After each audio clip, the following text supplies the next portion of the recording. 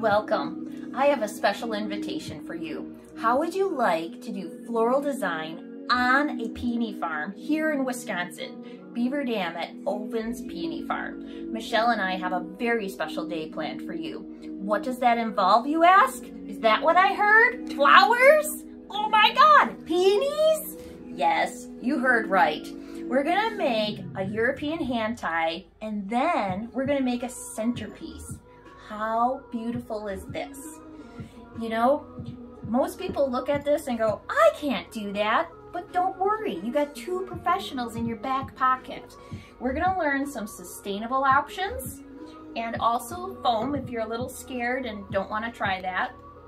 But what else could we possibly learn on a peony farm? Why don't you click and find out more information and we will tell you more.